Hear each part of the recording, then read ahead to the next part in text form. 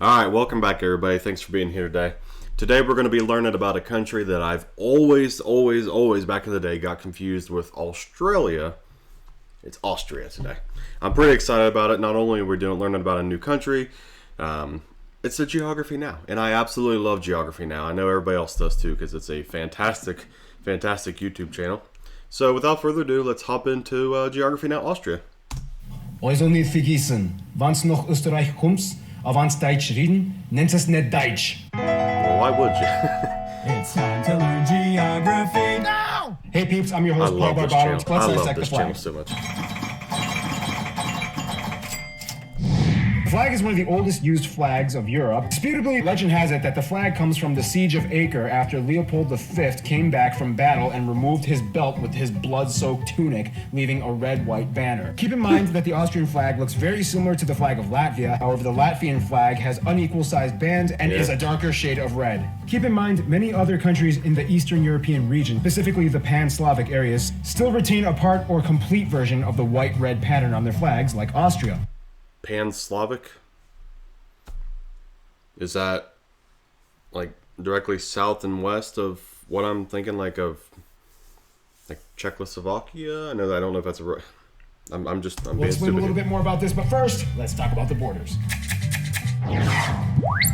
In terms of its location, Austria is landlocked, bordered by 8 other countries, don't forget Liechtenstein, in the Central European region, with the Alps dominating 3/4 of the country in the west and in the center. The country is divided into 9 states. I knew it had a lot although of it's kind of funny mountains because in it, but I didn't realize it was Lower that Austria much. is technically a little higher than Upper Austria geographically. The capital and the largest city is Vienna, located on the eastern side of the country, where 1 out of every 8 Austrians can be found. The city is a wonderful assimilation of centuries-old stone churches, palaces, opera houses, and monuments, as well as modern high-rises, skyscrapers, and business offices. Oh, and there's dozens of castles speckled throughout the entire country. Remember how in the Albania video I told you play that whole find the bunker game? Well, in Austria, it's kind of like find the castle game. As a member of the EU, Austria's borders are pretty open with all of its neighbors and are pretty much virtually invisible with the exception of the occasional river or mountain blocking the way. The only controversy it really has is in the South Tyrol region, which historically belonged to a number of different kingdoms and empires, but for a long while it belonged to the House of Habsburg, a historically fascinating lineage that would eventually play a pivotal role in providing half of Europe with all of their monarchical lineages. In short, it kind of initially belonged to Austria. However, after the Treaty of Saint-Germain-en-Laye in 1919, the entire southern part of this region was kind of reluctantly given to the Kingdom of Italy. This explains why Austria has a relatively narrow eastern parameter that stretches into the Alps as the... I've always wondered because it's always been like nice and big, and then it just kind of dips into that little weird South Tyrol region, which previously gave the country a wider range of dominion, was ceded to Italy. Austria was kind of like, okay, Italy, we'll give you this piece of land, but just a little heads up, pretty much everybody in there is Austrian and they speak German and they kind of want to be part of Austria. But hey, it's all yours. The most confusing part of the region, though, would have to be the Jungholz Enclave. Located right on the border of the Bavarian region of southern Germany, this place only has about 300 people, separated into 4 small towns. This area is strange because it is one of Europe's only 3 quadrupoint borders and is technically joined by Austria by only a small narrow corridor, only a few meters wide on the top of the adjacent Zugspitze mountain that crosses over into the Austria side. Otherwise, the only way to get into Austria from this region is by driving through Germany. This means that if you don't want to go through Germany to get into Austria from this region, the only way is to literally climb to the top of Zugspitze mountain to the very point where the 4 borders meet and climb all the way down to the rest of Austria. Alright, tell me, is there anybody petty enough to do that, or are you just going to drive through Germany? That's awesome. I love it. Since the 19th century, the borders have been literally marked every single step of the way, and the top has a markstone that distinguishes the narrow crossing. Believe it or not, this is actually a common hike that a lot of people take, despite the fact that many of them don't even understand the significance of the markers. Speaking of mountains and As always, I stopped just 10 seconds too early. hikes, let's talk about the physical geography. As mentioned before, about 3/4 of Austria is mountainous, with the Alps dominating the center and western parts of the country. These mountains are the characterizing segments that give Austria its distinct national identity, both historically and just so culturally. gorgeous, In short, man. even though the vast majority of people in Austria live in the low-lying plains around the mountains, Austria would not be Austria without the Alps. These mountains can actually be quite quirky, almost with minds of their own. For example, every spring in the Hochschwab Mountains and forests on the east side of the Alps, the snowmelt from the mountains completely engorges the Grüner See, or the the Green Lake, engulfing the entire park with trees and benches underneath it. These That is mountains so also cool. provide the perfect setting That's for awesome. Austria's favorite sport, skiing. The problem, though, is that although these mountains are very beautiful, they do kind of make a lot of the country uninhabitable or difficult to cultivate. Although 40% of the land is covered in forests, less than 20% of the land is arable. And for the record, yes, The Sound of Music was filmed in parts of Austria. No, not everybody has seen or even cared about seeing that movie. Of course, the mighty Danube River flows through the northern part of the country and has historically played a vital role in Austria's economy and trade sector, especially after the construction of the Rhine-Main-Danube River Canal back in 1992, which allows ships to finally pass from the North Sea through Europe into the Balkans and ending into the Black Sea. The low-lying areas of eastern Austria have nice grassy hills and plains, perfect for cattle raising and, of course, dairy production, where some of the classiest Austrian cheeses are produced. Now, of course, Austria's economy is not really that heavily based on agriculture, but rather services and industry, specifically in engine and medication manufacturing. But who does all the manufacturing? Let's find out in demographics. Okay. You know, as the home country of Mozart, Austria still kind of lives up to its classy expectation. Austria has a population of about 8.5 million, about 90% of whom are ethnically Austrian, and 10% from other nations, mostly from Germany and the former Yugoslavian states such as Hungary, Serbia, and Bosnia, with an influx of Turkish people having immigrated over the past few decades. The reason why there are so many Eastern Europeans in Austria has somewhat to do with the Austro-Hungarian Empire and the Habsburg dynasty, which was one of the most pivotal monarchies that shaped the entire course of European history in every corner, from Spain to France, England to Russia, and so on. The Habsburg... I'm just so... my mind, I'm listening to my mind just going back to those pictures of the mountains. I'm a mountain freak. Like, give me the Alps, the Rockies, any other mountain range out there over the ocean any day. I know I might sound a little weird, but that's where my mind's going right now. even took over Mexico for a short period of time. That's how powerful these people were. Yes, Austrians speak German. However, rule number one, do not call them German. They're kind of reluctant to even tell you that they speak German, and will be very quick to point out that it's Austrian German, not German German. The language has a very distinct vocabulary, a lot of the words influenced from Eastern European nation words, and they also have their own standard dictionary set apart from the German and Swiss dictionaries. The dialects can change drastically in Austria. Sometimes it only takes about 40 kilometers traveling inward until you reach an area that has a completely different accent.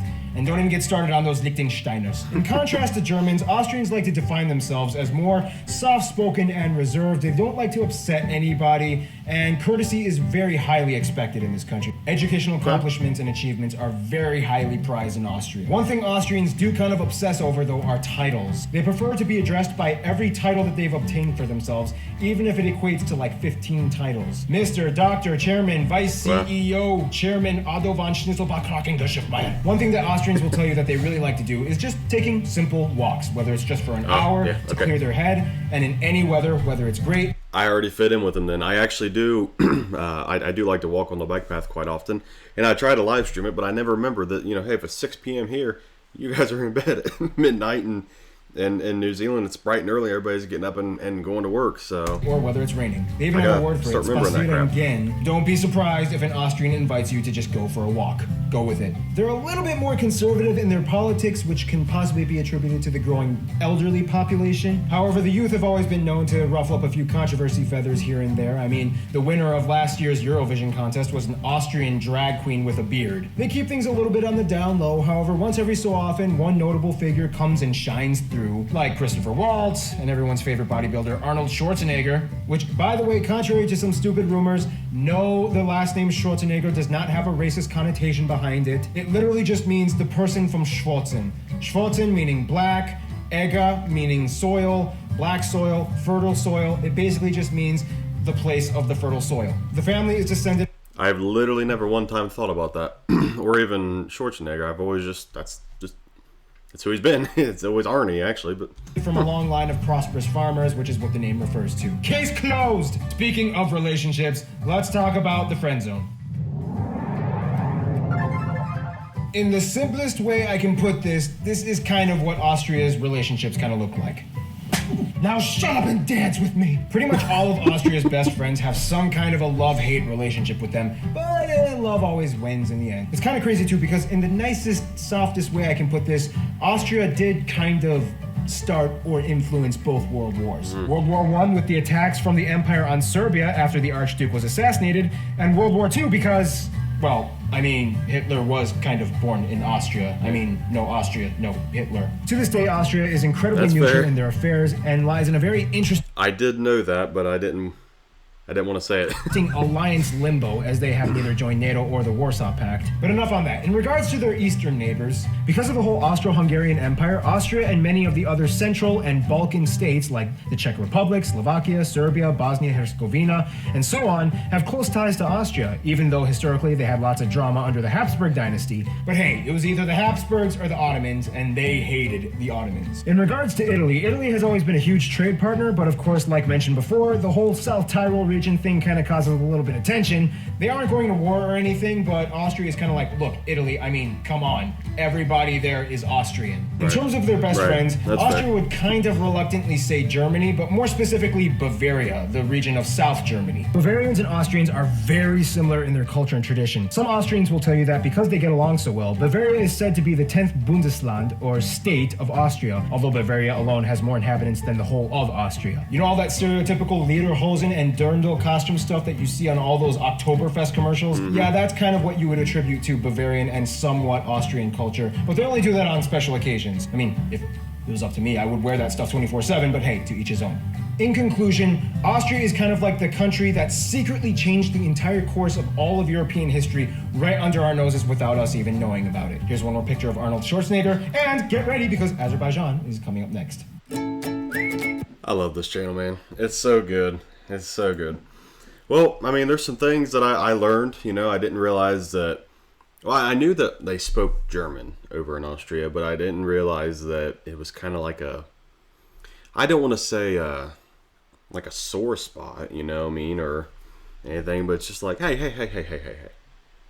We speak Austrian German, okay? Not German. Even though we love them. Yeah. Yeah, so I didn't realize it was like that. Obviously, I knew that, you know, like Hitler and stuff was born there. I'm kind of surprised he didn't go over some of the like innovations in manufacturing and stuff, but I know it's kind of one of the earlier videos. Man,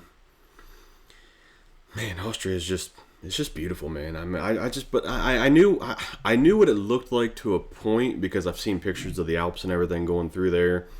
I knew that Sound of Music was filmed there, well, some of it.